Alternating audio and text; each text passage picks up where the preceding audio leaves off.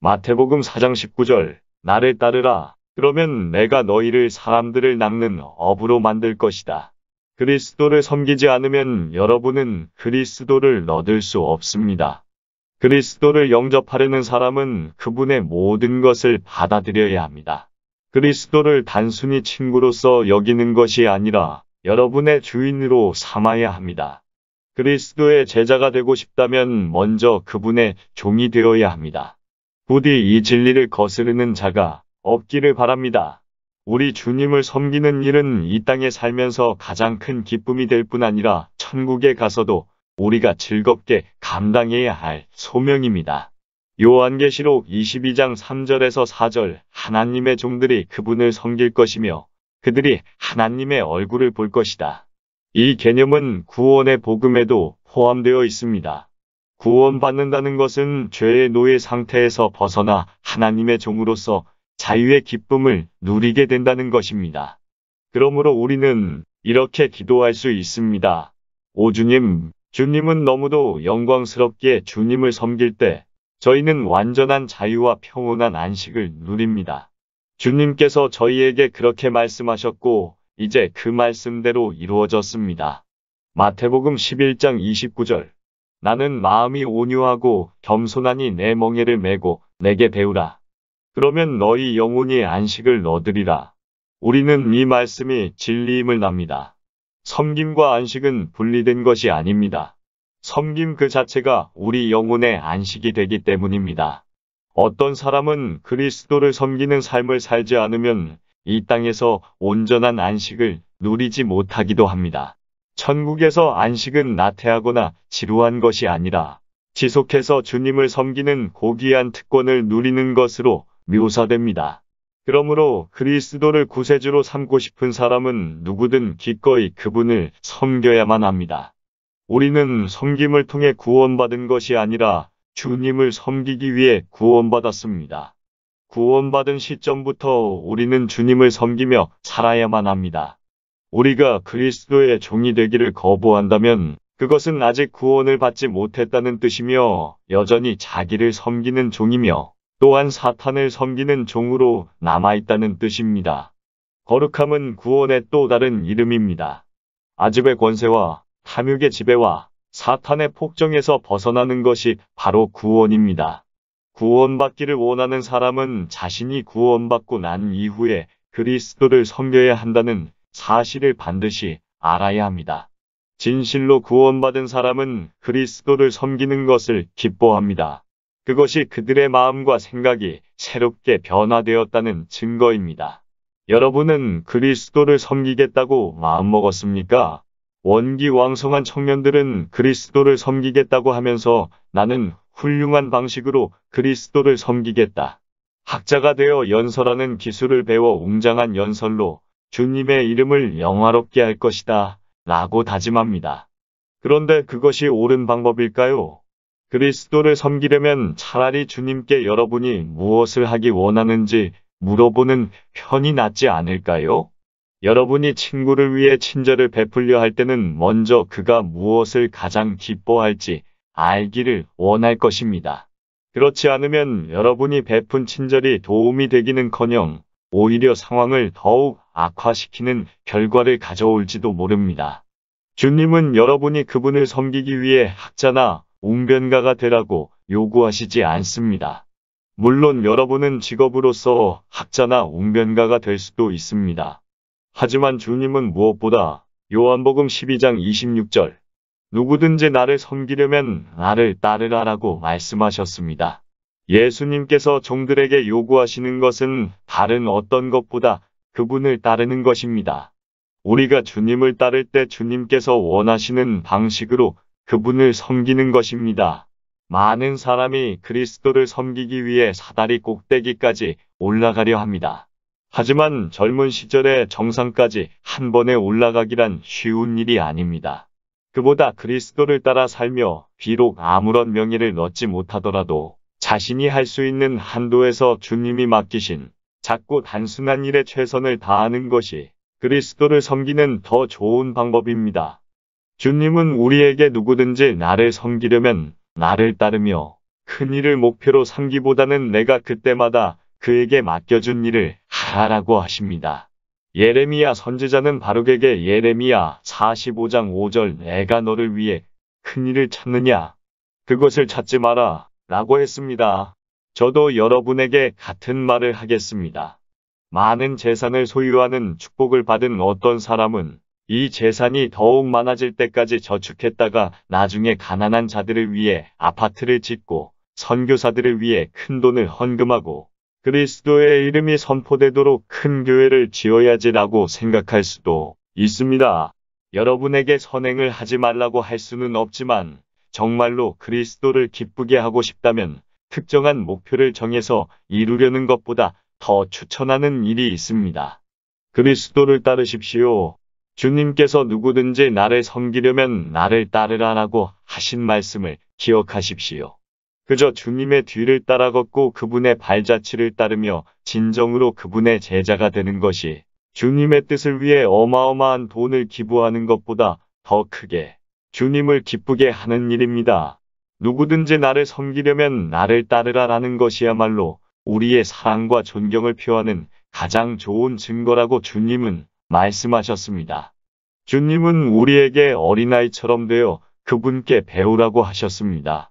마태복음 18장 3절 너희가 돌이켜 어린아이처럼 되지 않으면 결코 하늘나라에 들어가지 못할 것이다.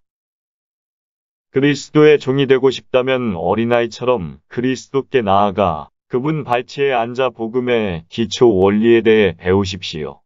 누구든지 나를 섬기려면 나를 따르라. 너희는 내 제자로서 나를 따라야 하며 나를 스승으로 삼고 모든 것을 내게 맡겨 너희 생각을 내 뜻에 맞추어야 한다.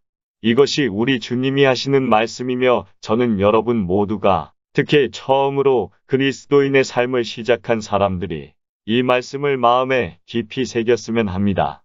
예수님을 섬기고 싶다면 여러분 마음을 왁스가 칠해진 석판처럼 주님께 맡기십시오. 그래서 주님이 원하시는 대로 철필로 기록할 수 있게 하십시오. 그리스도의 석판이 되어 주님이 여러분 위에 마음껏 쓸 수 있게 하십시오.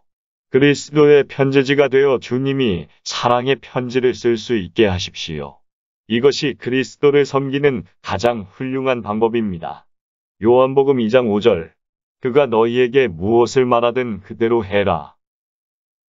정말로 그리스도를 섬기고 싶다면 여러분이 주님께 제안한 것이 아니라 주님이 여러분께 명령하신 것에 따르십시오. 사무엘이 사울에게 사무엘상 15장 22절 순종하는 것이 제사보다 낫고 듣는 것이 순양의 기름보다 낫습니다. 라고 한 말을 기억하십시오. 하나님께 헌신하겠다고 고백하면서 자기가 생각한 방식대로 섬기는 것은 그저 자신의 의지를 숭배하는 것일 뿐이며 하나님께서 보시기에 가증스러운 행위입니다. 하지만 주님 제가 무엇을 하기를 원하십니까?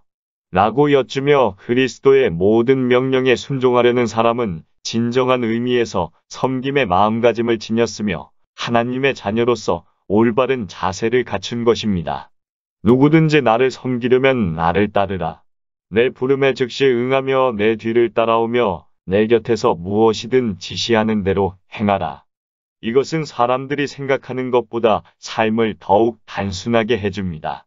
여러분은 천재성을 발휘하여 대리석으로 조각상을 만들거나 할 필요가 없습니다.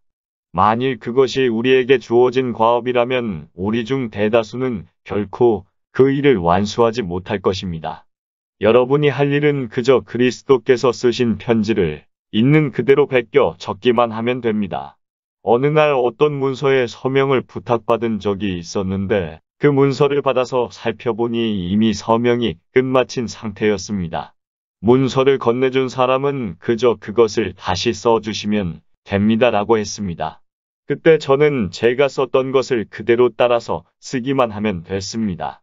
이처럼 여러분도 그리스도께서 직접 적으신 편지들을 그대로 따라 쓰기만 하면 됩니다. 그리고 그것이 주님을 섬기는 가장 훌륭한 방법입니다. 예수님은 누구든지 나를 섬기려면 나를 따르라. 내가 너에게 시키는 그대로 행하라. 내가 보인 모범을 따라 행하라라고 말씀하십니다. 여러분에게 주어진 환경에서 과연 예수님이라면 무엇을 하셨을지 생각해보고 그대로 하는 것이야말로 가장 안전한 방법입니다. 물론 예수님이 일으키신 기적은 따라할 수 없습니다. 그리고 우리를 대신해서 주님이 겪으신 고초도 모방할 필요는 없습니다. 하지만 주님께서 보여주신 삶의 모든 면은 우리가 본받아야 할 훌륭한 모범입니다. 예수님이라면 하지 않을 것 같다고 생각되는 일은 절대로 하지 마십시오. 그리스도를 본받는 삶을 살지 않는 사람은 그리스도인이라 할 수 없습니다. 그리스도인은 그리스도를 닮아야 합니다. 그리스도인은 그리스도란 씨앗에서 자라난 꽃이며 씨앗과 꽃 사이에는 언제나 깊은 애착 관계가 형성되어 있습니다.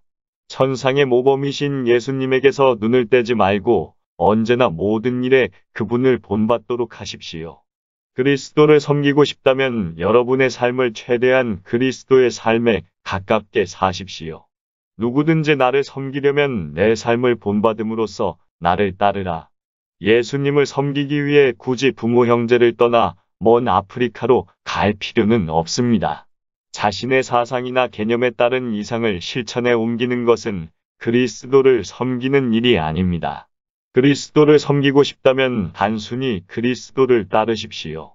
최대한 그리스도께서 남기신 발자국을 따라 발을 내디디십시오. 그리스도의 발걸음을 따라 걸으며 그리스도의 가르침에 따라 행동하십시오. 주님의 뜻과 목적에 따라 살며 주님께서 하신 대로 행하십시오. 이것이 주님을 섬기는 가장 고귀한 방법입니다. 요한복음 12장 26절. 누구든지 나를 섬기려면 나를 따르라. 내가 있는 곳에 나를 섬기는 자도 함께 있을 것이다. 이런 식으로 말하는 주인은 예수 그리스도밖에 없을 것입니다. 세상의 주인들에게는 종과 함께 있고 싶지 않은 장소도 있을 것입니다. 혼자 있고 싶을 때도 있을 것이고 종에게는 말할 수 없는 일을 할 때도 있을 것이며 보이고 싶지 않은 사생활도 있을 것입니다. 하지만 주 예수 그리스도는 그분을 섬기는 모든 사람에게 영광스러운 특권을 주셨습니다. 즉 그리스도께서 계신 곳에 그분을 섬기는 자도 함께 있을 것입니다. 그렇다면 그리스도는 어디 계실까요? 그리스도는 언제나 하나님과 교제하는 자리에 계셨습니다. 늘 아버지 곁에 계시며 성령으로 충만하여 아버지와 대화를 나누십니다. 여러분도 나도 하나님과 교제했으면 좋겠다라고 생각할 것입니다.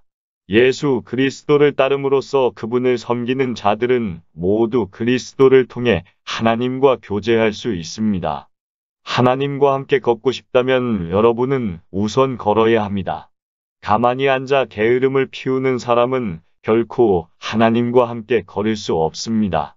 여러분이 열심히 걷지 않고 지체하면 주님은 여러분을 뒤에 남겨두고 먼저 가실지도 모릅니다. 그러므로 하나님과 함께 나란히 걷기 위해서는 열심을 내어 부지런히 따라가야만 합니다. 그렇게 할 때 우리는 복되신 주님과 교제하는 자리에 함께 있을 것입니다. 우리 주 예수 그리스도는 자신의 사역을 자신감 있게 행하셨습니다. 그리스도께서 사역하실 때는 언제나 확신에 가득 찬 상태였습니다. 사역이 성공할지에 대해서는 조금도 의심을 하지 않으셨습니다. 될 대로 되라는 식으로 행하신 일은 하나도 없습니다. 그리스도는 언제나 분명하게 말씀하셨고 자신이 하는 일이 결코 헛되지 않다는 것을 전적으로 확신하셨습니다. 여러분도 그렇게 아무런 의심과 두려움 없이 자신감 있게 사역을 하고 싶다면 그리스도를 따름으로써 그분을 섬기십시오. 그러면 여러분도 주님처럼 거룩한 자신감을 지니게 될 것입니다. 주 예수님께서 아버지에 관해 말씀하신 내용을 깊이 묵상해 보십시오. 주님은 이런 식으로 말씀하셨습니다. 어떤 사람이 나와 연합하면 그는 또한 내 아버지와 연합하는 것이다. 나와 마찬가지로 모든 것 위에 뛰어나신 내 아버지도 그를 사랑하며 항상 지켜볼 것이다. 하나님께서 어떤 자들을 지켜보시겠습니까? 자기 뜻대로 큰 일을 하려는 자들이 아니라 그리스도를 따르며 그분을 섬기는 자들일 것입니다. 하나님께 인정받을 때 우리는 사람들에게 인정받을 때는 결코 맛볼 수 없었던 기쁨을 누립니다. 때로는 그리스도인 사이에서도 잘했다고 칭찬받는 일에 대해 주님은 그는 이미 자기가 받을 칭찬을 모두 받았으니 나는 그에게 잘했다라고 하지 않을 것이다 라고 말씀하시는 경우도 있습니다. 하지만 반대로 사람들에게는 아무런 칭찬도 받지 못한 일에 대해 주님은 담대하고 두려워하지 마라. 내가 너의 섬김을 받았다. 나는 너의 동기가 무엇인지 알며 내가 하는 일을 인정한다. 사람들을 두려워하지 말고 너의 길을 계속 가거라 라고 말씀하시는 경우도 있습니다. 이처럼 하나님께 인정받는 것은 우리가 이 땅에서 얻을 수 있는 최고의 명예입니다. 예수님은 요한복음 12장 26절 누구든지 나를 섬기면 내 아버지께서 그를 명예롭게 하실 것이다 라고 말씀하셨습니다. 누구든 그리스도를 따름으로써 그분을 섬기는 자는 아버지께서도 그를 피로 사신 자녀로서 대우하실 것입니다. 주님의 백성 중에는 섬김의 양보다는 질로서 인정받는 사람들도 있습니다. 그들은 교회 안에서도 가장 가난하고 고통받는 자들일 경우가 많습니다. 하지만 그들은 하나님과 가장 가까이 있으며 항상 주님의 인도하심을 받기에 그들에게 주어진 명예는 매우 값진 것입니다. 입으로만 신앙을 고백하는 세속적인 자들이 아니라 그리스도를 닮고 그분의 말씀에 복종하는 참된 그리스도인이라면 그들을 향해 이 사람이야말로 우리가 어울리며 함께 기도할 자이다라고 말할 것입니다. 그리스도를 따름으로써 그분을 진실로 섬기는 자는 많은 동료 성도들과 함께 주님의 잔치상에 앉는 명예를 누릴 것입니다. 우리가 죽음을 맞이하고 그리스도의 심판대 앞에 서고 영원한 나라로 들어갈 때 독생자를 섬겼다는 이유로 아버지께서 우리를 영원히 높여주기 위해 기다리고 계신 모습을 본다면 얼마나 영광스러운 일이겠습니까? 우리가 받는 보상은 일에서 얻은 보수가 아니라 하나님의 은혜로 주어진 것입니다. 하나님께서 은혜로 우리에게 그리스도를 섬길 수 있는 능력을 주셨으며 또한 은혜로 그 섬김에 대한 보상도 주실 것입니다. 아버지께서 때가 이르렀을 때 특별한 명예와 보상을 주실 것이란 사실을 깨닫지 못한다면 누구도 이 땅에서 주 예수 그리스도를 따름으로써 섬길 수 없습니다. 오늘날은 전쟁의 시대입니다. 총알과 상처와 부상과 흉터가 난무합니다. 하지만 이 전쟁은 곧 끝날 것이며 전쟁이 종결된 후에는 왕이신 주님이 오셔서 창벌을 내리실 것입니다. 그날의 전쟁에서 가장 많은 상처를 입은 자들은 주님께 이 세상에서 받을 수 있는 어떠한 것보다도 명예로운 훈장을 받을 것입니다. 세속적인 보상과 명예는 그것을 원하는 사람들이 마음껏 누리게 하십시오. 하지만 아버지의 나라에서 하늘의 별처럼 환하게 빛나게 될 자들은 참으로 복됩니다. 이런 명예는 단순히 말로만 섬기겠다고 하는 것이 아니라 오직 주님을 신실하게 섬기는 신자들에게 주어집니다. 즉 주님을 따름으로써 그분을 섬기는 자들이 주님이 주시는 명예를 누리게 될 것입니다.